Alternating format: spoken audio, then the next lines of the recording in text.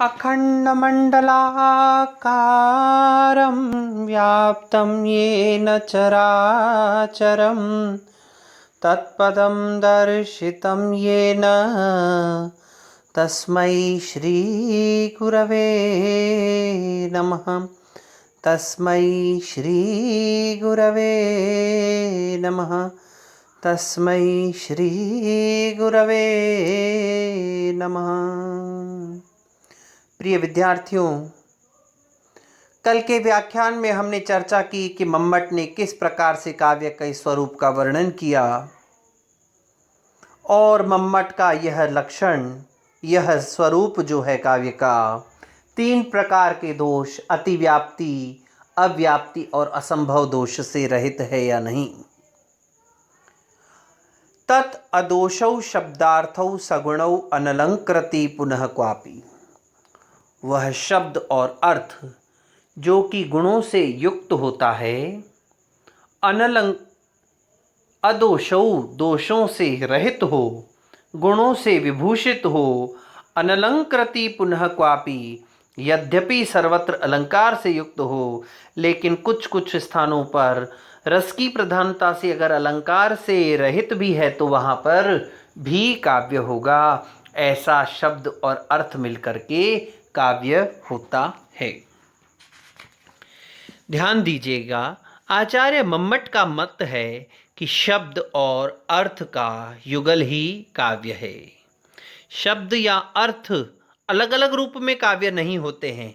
केवल शब्द को हम काव्य मान ले या केवल अर्थ को हम काव्य मान लें या इन दोनों के बिना हम काव्य को मान ले तो ये संभव नहीं है। जहाँ पर शब्द और अर्थ युगल रूप में विद्यमान होंगे वही काव्य होता है। भामह, वामन, रुद्रट, हेमचंद्र, वाग्भट्ट और कुंतक आदि सब आचार्यों ने शब्द और अर्थ के युगल स्वरूप को ही काव्य की संज्ञा दी है। लेकिन कुछ आचार्यों का मत इससे भिन्न है।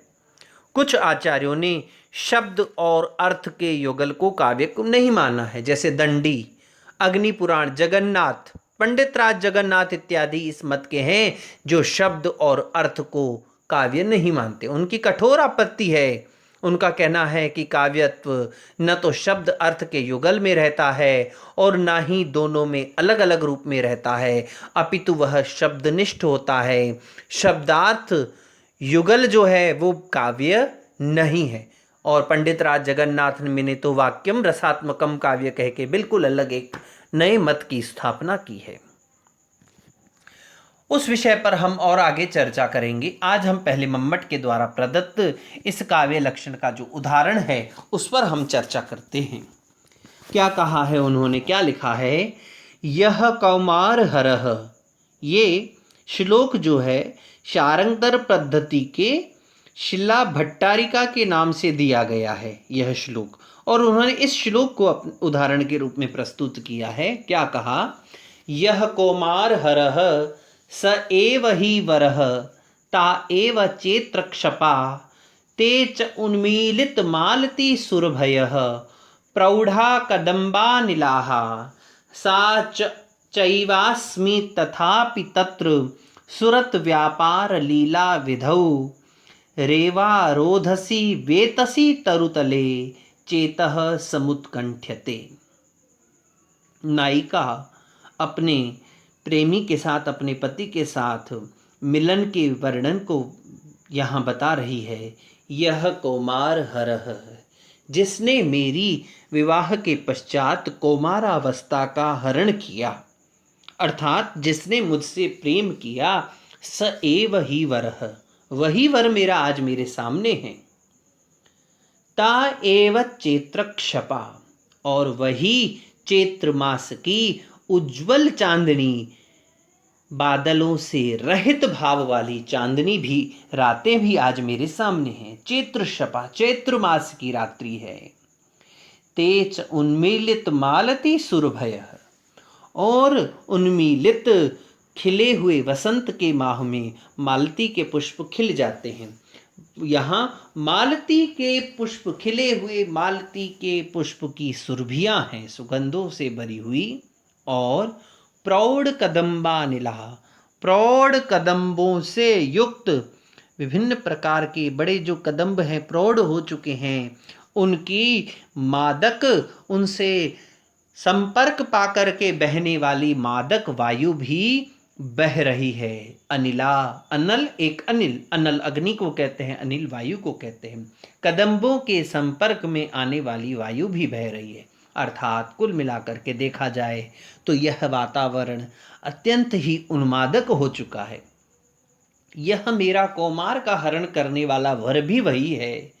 ये वही चैत्र की रात्रियां हैं, चांदनी की रात्रि से युक्त चैत्र रात्रियां हैं, जिसमें चांद विशेष रूप से दिख रहा है। तेज उन्मीलित मालती सुरभयः, और खिले हुए मालती के पुष्प वाली सुरभियां हैं, सुगंध है। और प्रौढ़ कदम्बों के संसर्ग वाली हवाएं भी, वायु भी प्रवाहित हो रही है। साचई वास्मी, और मैं भी वही हूँ।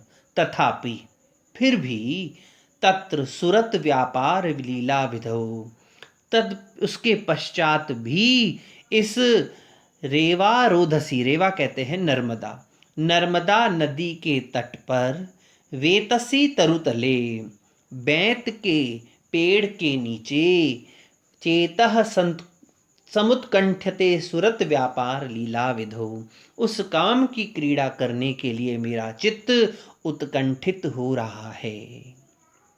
बड़ा सुंदर वर्णन किया।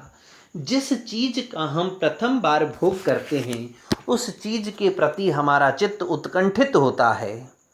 लेकिन जिस चीज का हम अनुभव, जिस चीज का भोग हम अनेक बार कर चुके हों, तो हमारा चित्त उसके विषय में उस प्रकार से उत्कंठा को प्राप्त नहीं करता है जितना कि प्रथम बार की उत्कंठा में। तो यहाँ नायिका अपने पति से मिलने के लिए व्याकुल है, और वह इस बात का वर्णन कर रही है कि जिसने मेरी कौमारावस्था का वर्ण किया, यह मेरा वर भी वही है। कोई नई चीज आज मेरे लिए उपलब्ध नहीं है। जिसने कुमार अवस्था का हरण किया, मेरा वर भी वही है। और वही पहले वाली चैत्र की रात्रियां हैं, जिसमें से चांदनी, चांद जो है अपने पूर्ण स्वरूप में विद्यमान है, और रात्रि कैसी है, चांदनी रात है। और वही खिले हुए मालती के पुष्पों की सुरभि से युक्त वायु, और प्रौढ़ कदम्ब के अनिल प्रौढ़ कदम्बों के संसर्ग से युक्त यह सुगंधित वायु भी प्रवाहित हो रही है। ये सारी की सारी चीज़ें पूर्व में मेरे द्वारा उपभुक्त हैं। साचई वास्मी, और मैं भी वही हूँ, मेरा पति भी वही है, मैं भी वही हूँ, यहाँ का वातावरण भी वही है, कोई नई चीज़ नहीं है। मौसम भी वही है, स्थान भी वही है, देश काल परिस्थिति व्यक्ति सब समान हैं। तथापि फिर भी इस रेवारोधसी, इस नर्मदा नदी के तट पर, बैंत के वेतसी तरुतले, बैंत के पेड़ के नीचे, सुरत के व्यापार की लीला के विषय में, काम की क्रीड़ा के विषय में आज मेरा चित्त समुत्कंठित हो रहा है, बहुत अधिक उत्कंठित हो रहा है। कोई नई चीज़ नहीं है मेरे लिए। फिर भी आज इन प्राचीन पुरानी अवस्थाओं का, उपभुक्त स्थितियों का वर्णन होते हुए भी, उपभुक्त स्थितियाँ यहाँ विद्यमान, परिस्थितियाँ विद्यमान होते हुए भी, आज मेरा चित्त जो है वह अत्यंत उत्कंठा से युक्त हो रहा है। अब आप देखेंगे यहाँ पर, अत्र स्फुटो न कश्चित अलंकारः, यहाँ पर कोई भी अलंकार अगर देखा जाए तो स्फुट अलंकार विद्यमान नहीं है। फिर भी रसस्य प्राधान्यात, रस की प्रधानता से न अलंकारता, उसको अलंकार नहीं कहा जा सकता है।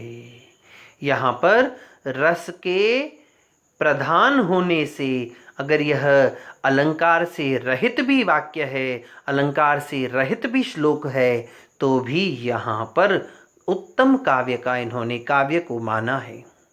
ध्यान दीजिए, शब्द और अर्थ भी हैं, दोष से रहित भी हैं, गुणों से युक्त भी हैं, कि और रस की प्रधानता यहाँ पर है, किंतु यहाँ पर अलंकार का अभाव होने के कारण से यहाँ पर काव्य का लक्षण माना गया है, इसको काव्य माना गया है। इस श्लोक में काव्यत्व की हानि नहीं है और अकाव्यत्व का विचार नहीं है। यद्यपि यहाँ रस की प्रधानता है, और यह रस की प्रधानता किस रूप में है? रसवद अलंकार के रूप में है, क्योंकि रसवद अलंकार रस के गौण होने पर होता है। तो यहाँ पर रसस्य च प्राधान्यात न अलंकारता, रस की प्रधानता से इसको अलंकार भी नहीं कहा जा सकता, अर्थात अलंकार की हानि है, अलंकार का अभाव है, लेकिन रस की प्रधानता होने के कारण से यहाँ पर काव्य को माना गया है, काव्य का लक्षण घटित माना गया है। क्योंकि मम्मट ने इससे पूर्व कह दिया अलंकृति न अलंकृति पुनः क्वापि अनलंकृति न अलंकृति, यद्यपि सर्वत्र सालंकार हो, लेकिन कहीं कहीं पर स्फुट अलंकार के अभाव में भी काव्यत्व की हानि नहीं होगी। तो इस श्लोक में काव्यत्व की हानि नहीं है, क्योंकि यहाँ पर अलंकार का प्रभाव नहीं है, अलंकार का अभाव होने पर भी यहाँ पर रस की प्रधानता से काव्य विद्यमान है। अब इसके पश्चात किस किस महाकवि ने, किस किस आचार्य ने मम्मट के इस काव्य लक्षण का, कि काव्य की एक एक शब्द का क्या क्या लक्षण है और उनका क्या उन्होंने विरोध किया, उसका क्या खंडन किया, उस विषय पर हम चर्चा कल करेंगे। जिनमें सबसे ज़्यादा महत्वपूर्ण स्थान पिछली बार आप एमए पूर्वार्ध में पढ़ चुके हैं, साहित्य दर्पणकार विश्वनाथ कविराज, उन्होंने मम्मट के काव्य लक्षण की जो छिछाले दर की है वो पिछली बार आप पढ़ चुके हैं। एक बार कल हम पुनः उसके विषय में चर्चा करेंगे। तब तक के लिए ओम शम।